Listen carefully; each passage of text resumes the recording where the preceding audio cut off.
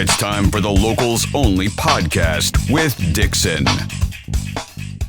Up, everybody. We're back with another edition of the Locals Only podcast for 95X. And joining me this week, the young sensation from Syracuse we all know and love. Ladies and gentlemen, this is Sydney Irving. Hello. How are you guys doing today? Fantastic. Thank you so much for taking the time to do this. Greatly appreciate it. You just finished up band practice, so I know you're busier than ever. I want to start by saying congratulations on winning Best New Artist at this year's SAMMY Awards. It was overdue, in my opinion. Thank you. Yeah, it is an honor to be recognized. So it's really just, it means a lot to me. You have something in common with Glass Animals now. You were both nominated in 2022 as Best New Artist, despite the fact that you had been putting out records for over half a decade. Thank you. I think Glass Animals are really cool. I listened to them on 95X, and I think they got a really cool sound. We appreciate that. They're a great young band. The European bands seem to have a real sense of what's going on, specifically at alternative radio. So it's always great to see them so successful. And I can't wait. They're one of my bucket list like live bands because they put on such an amazing show. That's cool. Have you seen them live before? I haven't. Really? There's very few bands left for me that I need to see. Glass Animals is one. White Reaper is one, and like the top of the list is Florence and the Machine, because I love Florence. Yeah, I think I've got a pretty long bucket list too. I really want to see Ryan Adams. He's on tour pretty soon, but I can't make it because I have shows. So hopefully he goes back out, and then I want to see Tom Kiefer from Cinderella too, really bad. He's a legend. Man, what I've liked about Tom is, like, I've seen footage of him playing live where it's him and a piano. Mm-hmm. And I love the juxtaposition of that, because you're not expecting that from the dude that was in Cinderella. Absolutely. Well, he's got such an epic voice, and they just got songs are so good. I agree. Now, speaking of great songs, you've got a new one, which I think I may have jumped to the gun on debuting this past Sunday night. It's called Wish That I Knew. And I, being the dude with a bad memory, forgot that you release things on Tuesday. So when you sent it, I assumed, because that's what I do, is that you had dropped it on Friday, because that's what the industry does. And then as I'm like putting the social media together Sunday night, I was like, oh man, I should text her quick and make sure that this isn't. And I was like, no, it's after 10, so she might not be awake. Worst case scenario, she's mad at me. Hopefully you're not mad at me. No, it's totally good. Actually, you can text me anytime. I don't sleep well anyhow, so I'm usually up, kind of a night owl. But so the way that we did it was, so we always put it out first on iTunes and Amazon Music. So it was technically already out. And then this week we had put it out on Spotify and Apple Music, and also on limited edition CD single, which is available at sydneyirvingmusic.com. There's only 100 in the entire universe, and they're all signed and numbered. You do that with every release, and I give you a lot of respect for doing that, because it's time consuming, but that's the dedication that you have. And again, like, you know that I am all for the youth movement in everything, music, business, art. But it is something that I think sets you apart from your peers, because there are a lot of young people that wouldn't understand why that's an important thing, right? Because a fan is a fan, whether they're, here in Syracuse on the West Coast or somewhere else in the world. And you have a very keen sense of, much like the guys from Council who were here with me in this space last week, where you really do appreciate and super serve those fans that have been with you since the very beginning. So you need a round of applause from me for that, because that's kind of a time suck, but definitely something that I know is intrinsic within you. Thank you. I love a physical copy. I think there's something so special about it. And then also, like my favorite musicians, like Barnes Courtney, like if he put up on his website like a sweaty towel, I'd be like, dude, I need that. Like, I need it for my collection. You know what I mean? And I would hope that maybe someone would want a CD signed. So I figure put it up on the website and hope people like it. And they always sell out. which, So which speaks volumes about what you're doing at such a young age. For those that aren't aware, Sydney's only 18, and you've been at this for half a decade and doing it at a very high level. Like, I remember being 18 and being in half-assed bands that played like random spots, like, you know, house shows and basement shows and stuff. And then I look at you at 18 and it's just like, what was I thinking? Like, it's amazing to me, the fact that you're so young and you're coming into your own at such a young age. I think the future is certainly very, very bright for you. thank you. I appreciate that. Now, if we're talking about physical copies, have you kind of had the thought process of maybe putting out something on vinyl?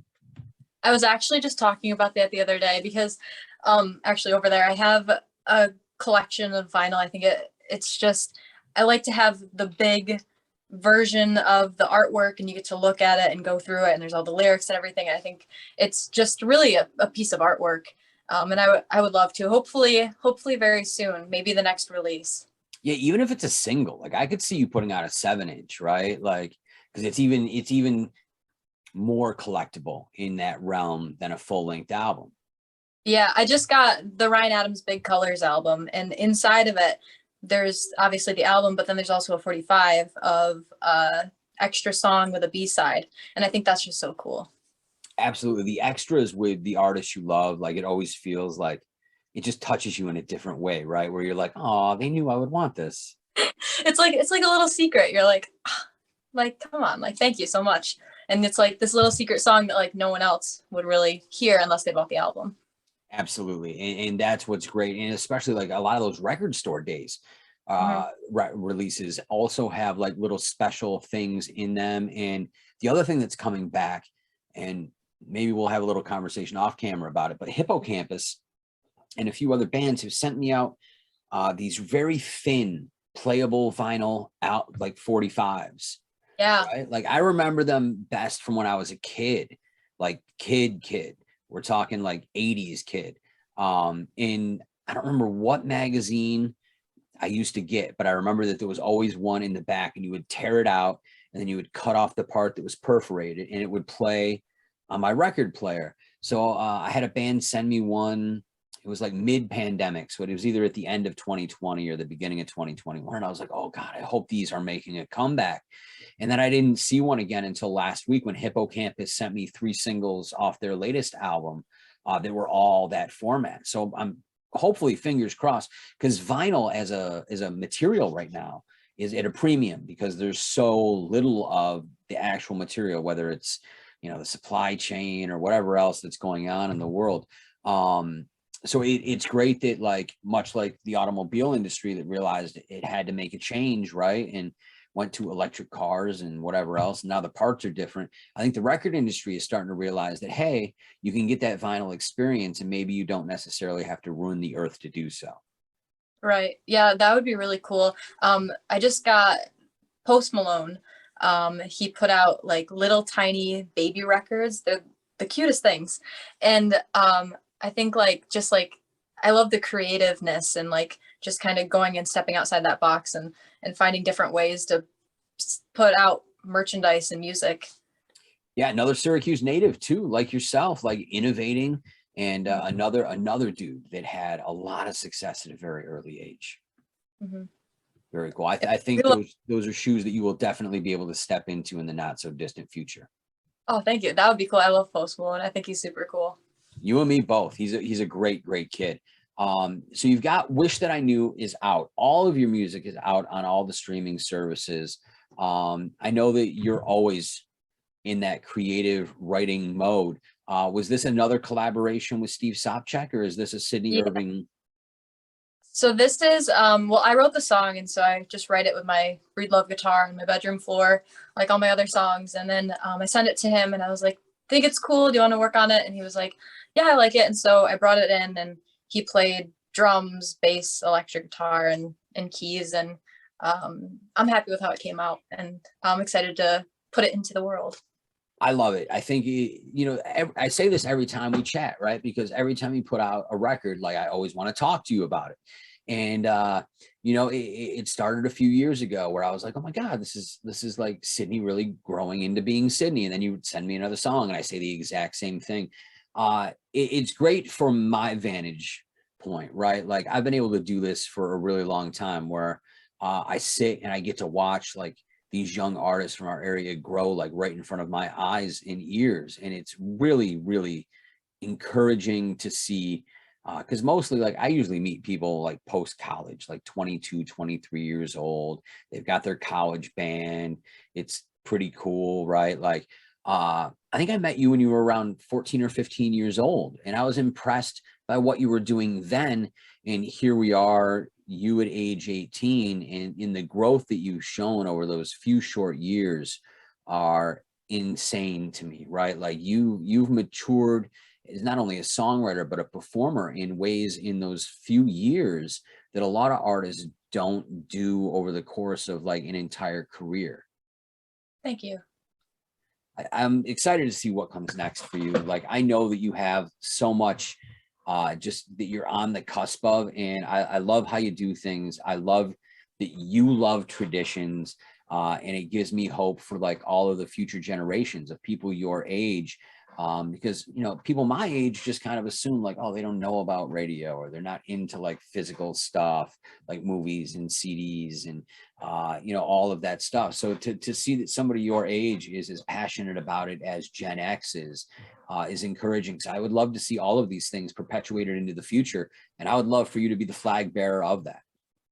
That would be cool. Yeah, I think I love kind of like, I love Tom Petty and that kind of like rock and roll. And I think it's just such a special kind of a moment in time where it was like physical copies and everything like that. And I want to hopefully get that back, you know what I mean? And have more CDs and records and stuff like that, rather than like a phone download, which is cool too, but it's just not the same. Yeah, I exist in both worlds, right? I love the fact that I can pull any song I want up on the supercomputer that I carry around in my pocket. Like the thing that everybody predicted in the 70s happened, and it didn't blow up the world. It just gave us an opportunity to like indulge in content at the touch of a button. It's not even a button anymore, it's a screen. Right. So I love that aspect of it. But by the same token, like when I'm at home and I want that experience of like digging into an album, like it's so much better for me, especially from a sonic quality, to go grab the actual record and put it on the turntable, because there's a warmth, that comes with that format. And I know you love CDs, and I don't mind CDs. I just don't have anything that plays CDs anymore. I know not a lot of people do. I like when I go out to shows and I'm like, hey, we got CDs for sale, and someone's like, oh, I don't have a CD player. I'm like, well, it's also a great coaster. You can use it as like a throwing star. You know what I mean? There's a lot of different ways you can use a CD if you don't have a CD player. Well, because VCRs and cassettes, like actual like the audio cassettes, have been trending with the hipsters over the last few years. So I'm hoping that the next thing is that they discover like CDs and DVDs, so that they actually start making DVD players again. Right.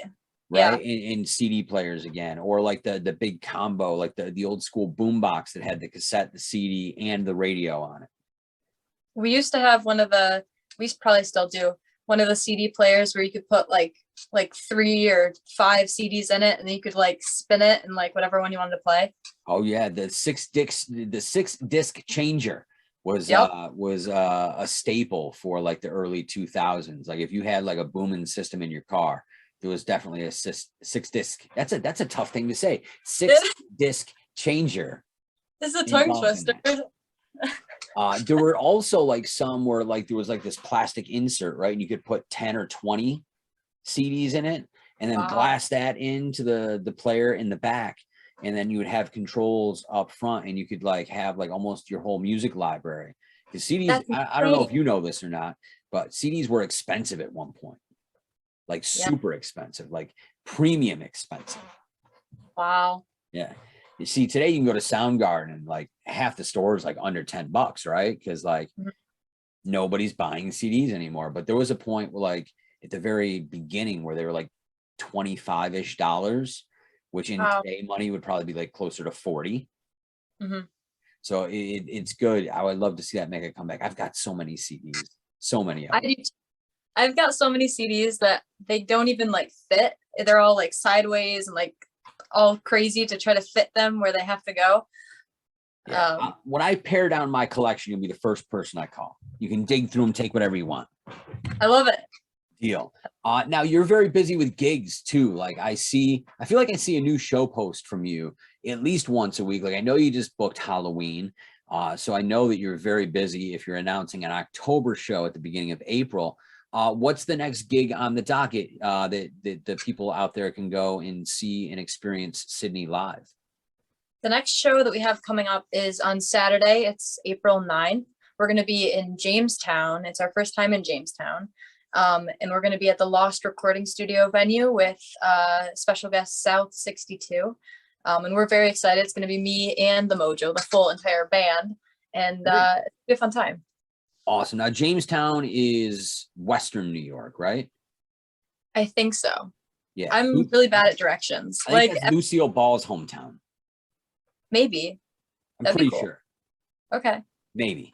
Well, regardless, thankfully, what's the next like around the Syracuse area gig after that? Oh man. Honestly, off the top of my head, I'm not sure, but I know I've got that your Facebook page open, so I feel like I can click through to the website, SydneyIrvingMusic.com. SydneyIrvingMusic.com. Shameless plug. And then there's the live section, which lists out the gigs. So I know there's not a whole lot of people that have the ability to drive out to Jamestown on Saturday, right? So is that a drive? It is a drive for sure. So you've got, let's see, you're playing at the Craftsman in Fayetteville on April 14th. Yes. There's a gig at the Blue Water Grill in Skinny Atlas, which is a fantastic spot for live music on April 21st. Your next gig with the Mojo is back at the Turquoise Tiger at Turning Stone on April 23rd. So check out SydneyIrvingMusic.com, click the live button. And not only are all the concerts listed out, there's links to tickets for every single one of those shows as well. So you're making it easy. The girl that loves CDs is digitally very well versed and has made your life so much easier to come and see her live. Yes, come out. It's always really fun. Sometimes it's me and the Breed Love guitar, sometimes it's full band. Both I think are a fun time. I think that every time you play, it's pretty amazing, right? Like Thank you. I'm a fan of you solo because like it gives people a real sense of you in the singer-songwriter sense, right? Like there's a certain honesty that has to be there for you to connect to an audience in that setting because it's just you. But I also really love the band because there's a lot of energy there. And the thing I do like about the band, I've told you this before, is I like when you take the guitar off and you become front woman of the band. And those are some of my favorite moments too. I remember seeing a video of you guys covering the Revivalists from the fair, which I think was last year.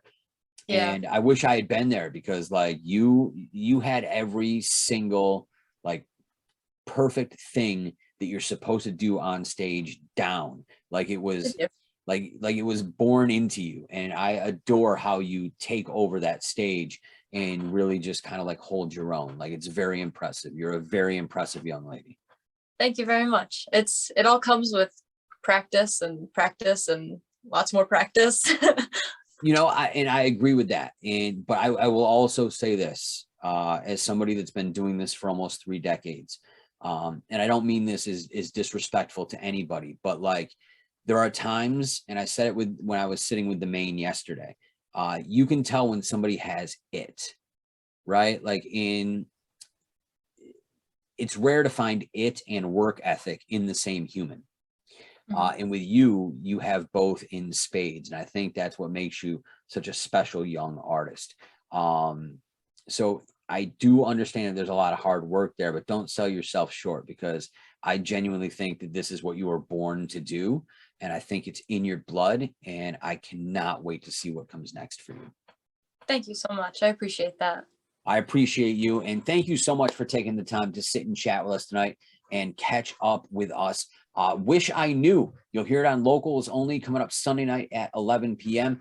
Check out SydneyIrvingMusic.com to find out Sydney's endless list of live gigs, and make sure you go out and check out one of them. All the merch is available there as well, including that limited edition CD of the new single, hand signed and numbered by Sydney herself. And I can attest to you, I get one every once in a while because Sydney's kind enough to send it. And I have a collection of them on the shelf behind me. I usually try and replace the newest one, but lately it's been Rain. That was one of my favorites. So I like to, mix it up a little bit. That was the first one we did, actually. I still have a soft spot for that song because that was the first time like I heard something big, right? Like that was my aha moment with you, where I was just like, I've liked everything up until this point, and then this one hit me and I was like, wow, this one is like because you take the steps forward. This was like you skipped 4 stairs going up with that one, and you've kept that pace ever since. So that one's always going to have a very special place for me in your discography. Thank you. Very cool. Check out Sydney at SydneyIrvingMusic.com. And she's easy to find on social media. It's just Sydney Irving Music. Next week, I'll sit in chat with Keith Calverick, former lead singer of Johnny Vegas. He joined me for the 315 is Alive last night, 2 nights ago. You can check that out at 95X Syracuse and our IGTV. And Sid and I discuss a little something you might be hearing, Sydney, during my show on 95X in the coming weeks. I got to start having studio guests now that we're almost post-COVID. I got to say almost, because Onondaga County, you got to do better. Do better, right? Like, why are we the only county in the entire state that still has to wear masks everywhere? I'm not anti-mask. I'm just saying, like, Onondaga County, get it together, please, because I would like to go places and do things. Right? Yeah. All right, Sydney, thank you again, and I can't wait to get the opportunity to see you live, and hopefully we'll get you into the station so that we can do a quick live hit sooner rather than later. Awesome. Thank you so much for having me. Thank you. We'll see you next Thursday for another edition of the Locals Only podcast for 95X.